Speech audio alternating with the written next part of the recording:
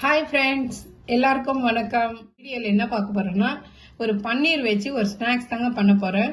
இந்த பன்னீர் சாப்பிட்றதுனால நல்லா ஒரு ஹெல்தி, குழந்தைங்களுக்கெல்லாம் நல்லா ஒரு ரொம்ப லீனா இருக்கிறாங்கன்னா அவங்களுக்கு பன்னீர், அந்த பட்டரு, சீஸ், அப்புறம் நெய் நிறைய சேர்த்துக்கிட்டீங்கன்னா பசங்க நல்லா வெயிட் போடுவாங்க, நல்லா இருக்கும், ஹெல்தியாகவும் இருப்பாங்க. இந்த பன்னீரை வச்சு என்ன பண்ணலான்னு பார்க்கலாம்னா, இப்போ பாதி கட் பண்ணி எடுத்திருக்கேன். இப்போ இது நம்ம துருவிக்கலாம். இப்படி துருவிக்கலாங்க. இது எல்லாமே துருவிட்டு காமிக்கிறாங்க எப்படி செய்யுதுன்னு. பன்னீர் வச்சு ஒரு ரெசிபி பண்ண போறோம். பன்னீர் பக்கோடா, இதெல்லாம் வெங்காய பக்கோடா, இதெல்லாம் சில பக்கோடாலாம் சாப்பிட, சிக்கன் பக்கோடா இதெல்லாம் சாப்பிட்டு இருக்கோம். இப்போ பன்னீர் பக்கோடா எப்படி செய்யறதுன்னு பார்க்கலாம் வாங்க. ஃபர்ஸ்ட் இது எல்லாம் துருவின்னு பார்க்கலாம். எல்லாம் இதை போல துருவிக்கணுங்க. துருவத்தில் வச்சு துருவிக்கோங்க. பன்னீர் நல்லா துருவி வச்சிருக்காங்க. இது ஒரு 150 இல்லை 200 கிராம், 200 கிராம்ஸ், 150 கிராம்ஸ் தாங்க இருக்கும். இதை போல துருவி வச்சுக்கணும். பவுலில் போட்டுக்கலாம். ஃபர்ஸ்ட் பன்னீர் பவுலில் போட்டுக்கலாம். நம்மளுக்கு இது என்னென்ன தேவைன்றது பார்க்கலாம். போட்டுக்கோங்க. நான் 2 வெங்காயம், பெரிய வெங்காயமா இருந்தது, அதனால 2 போட்டுக்கினேன். 2 வெங்காயம் இந்த மாதிரி பொடியா நைஸா ஸ்லைஸ் பண்ணி போட்டுக்கோங்க. அதுக்கப்புறம் ஒரு 2 பச்சை மிளகா, 2 பச்சை மிளகா போட்டுக்கிறேங்க. அதுக்கப்புறம் ஒரு துண்டு இஞ்சி, அதுவும் பொடியா நறுக்கி போட்டுக்கணும். அப்புறம் கொஞ்சம் கொத்தமல்லி, அதுவும் பொடியா நறுக்கி போட்டுக்கணும். நெக்ஸ்ட் புதினா இருந்தா போட்டுக்கோங்க. நான் புதினா இல்லை, அதனால நாங்கள் கருவேப்பிலை ஆட் பண்ணியிருக்கேன். ஏற்கனவே நம்ம அதுல பச்சை மிளகா போட்டு இருக்கிறோம், அதனால காரம் பார்த்து போட்டுக்கோங்க. எங்க காரத்துக்கு ஏற்ற மாதிரி போட்டுக்கோங்க. நான் ஒரு 1/2 டீஸ்பூன்ல இருந்து 3/4 டீஸ்பூன் போட்டிருக்கேன். அப்புறம் தனியாத்தூள் 1 ஸ்பூனு, ஜீரகத்தூள் ஒரு 1/2 டீஸ்பூனு, அப்புறம் கரம் மசாலா 1 ஸ்பூனு. இது குட்டி ஸ்பூனா இருக்குங்க, இதுலதான் நான் போடுறேன். அப்புறம் இதுக்கு பெருங்காயம் கொஞ்சம் போட்டுக்கலாம். ஒரு 2-3 பிஞ்ச் பெருங்காயம், ரொம்ப சேர்க்க வேணாம். அப்புறமா இந்த டிஷ்ஷுக்கு தேவையான அளவுக்கு உப்பு, சால்ட் போட்டுக்கோங்க. கல் உப்பு போட்டீங்கன்னா அங்கங்க கரையாது, அதனால சால்ட் போட்டுக்கினேன். நெக்ஸ்ட் இது கோட் ஆகிறதுக்கு கடலை மாவு ஒரு 2 டேபிள் ஸ்பூன் போட்டுக்கோங்க.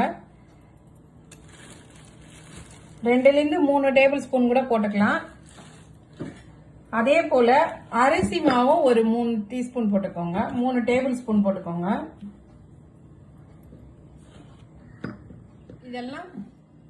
இதெல்லாம் மிக்ஸ் பண்ணிக்கலாம்.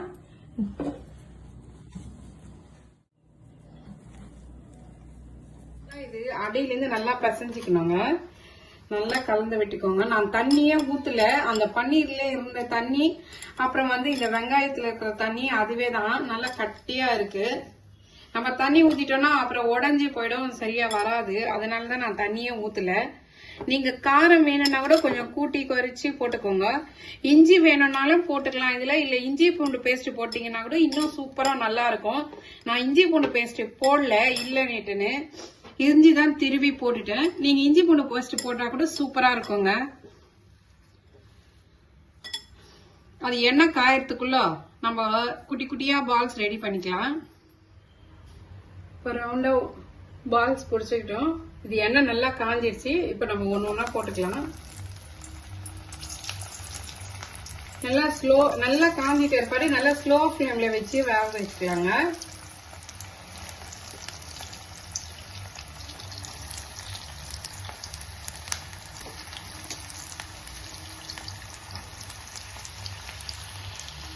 ஒரு ஈவினிங் ஸ்நாக்ஸா சாப்பிட்டீங்கன்னா சூப்பரா இருக்கும். செஞ்சு கொடுத்தீங்கன்னா ஸ்கூலுக்கு போய் வர பசங்க இன்ட்ரெஸ்டா சாப்பிடுவாங்க. வெளியே சாப்பிடாம நம்ம வீட்லயே இந்த மாதிரி டிஃப்ரெண்டா செஞ்சு கொடுத்தீங்கன்னா பசங்க விரும்பி சாப்பிடுவாங்க. நல்லா ஒரு அழகா இருக்குதுங்க. அது ஒரு கோல்டன் ப்ரௌனா நல்லா இருக்குது. நீங்க இதே போல ட்ரை பண்ணீங்க. தண்ணியே ஊத்தாதீங்க, அந்த பன்னீரையே நீங்க பசஞ்சீங்கன்னா நல்லா ஒரு கட்டியா ஒரு உண்டை மாதிரி வரும். நீங்க தண்ணி ஊத்திட்டீங்கன்னா அப்புறம் எண்ணெய் கோத்துக்கும். போட்ட உடனே திருப்பிடக்கூடாது. நம்ம கொஞ்சம் காயிட்டோன்னுட்டு திருப்பணும். ஒரு சைடு காயிட்டோன்னு திருப்பணும். செவக்கணுங்க. ஒரு சைடு செவக்கட்டோன்னு திருப்பி விட்டுருங்க.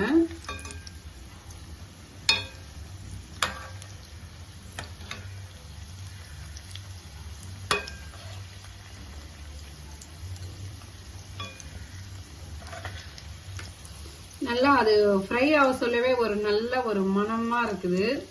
நீங்க இஞ்சி பூண்டு பேஸ்ட் போட்டீங்கன்னா கூட இன்னும் சூப்பரா இருக்குங்க. அது இல்லாதனால நான் என்ன பண்ணிட்டேன், இஞ்சியை திருவி போட்டேன். நீங்க இஞ்சி பூண்டு பேஸ்ட் போட்டீங்கன்னா கூட அதோடைய ஃபிளேவர் இன்னும் நல்லா இருக்கும்.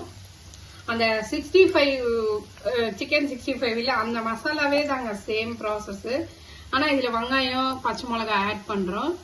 இஞ்சி பூண்டு பேஸ்ட்டுக்கு பதில் நான் இஞ்சி திருவி போட்டு வச்சிருக்கேன். இது நல்லா செவக்கட்டான்ட்டு எடுக்கணுங்க. நல்லா கோல்டன் ப்ரௌன் வரட்டும். நல்லா செவந்துச்சுங்க. சூப்பரா வந்துருது. நல்லா சாஃப்டா இருக்கும். இது மாமலா போண்டா மாதிரி கல் மாதிரி எல்லாம் இருக்காது. நல்லா ஒரு சாஃப்டா இருக்கும். கொஞ்சம் ஹார்டா வேணும்னா இன்னும் கொஞ்சம் நம்ம அரிசி மாவு கடலை மாவு ஆட் பண்ணிக்கோங்க. சாஃப்டா வேணும்னு நான் கொஞ்சமா தான் ஆட் பண்ணியிருக்கிறேன். சர்வ் பண்ண சொல்ல பார்க்கலாங்க. பிளேட்ல வச்சுட்டு பார்க்கலாம். அவ்வளவுதான் ஃப்ரெண்ட்ஸ், சூப்பரான ஒரு ஈவினிங் ஸ்நாக்ஸ் ரெடி ஆயிடுச்சு. எவ்வளவு அழகா வந்திருக்குது பாருங்க. இதே போல நீங்களும் ட்ரை பண்ணி பாருங்க. குழந்தைங்களுக்கு கொடுங்க. நல்லா ஹெல்த்தியா இருங்க. நல்லா ஹெல்த்தியா இருந்து சாப்பிடுங்க. இந்த பன்னீர் வச்சு அடுத்தடுத்து நிறைய டிஷ்ஷஸ் வரும். ஏற்கனவே போட்டு இருக்கிறேன், அதெல்லாம் பாருங்க. நம்ம சேனலுக்குள்ள போய் பாருங்க. இந்த வீடியோ உங்களுக்கு பிடிச்சிருந்ததுன்னா லைக் பண்ணுங்க, ஷேர் பண்ணுங்க, கமெண்ட் பண்ணுங்க. இது வந்து மறக்காம சப்ஸ்கிரைப் பண்ண மறந்துடாதீங்க. இது வந்து இதுல டிப் பண்ணி சாப்பிடும்போது அது ஒரு கிரன்ச்சினஸோட சூப்பரா இருக்கும்.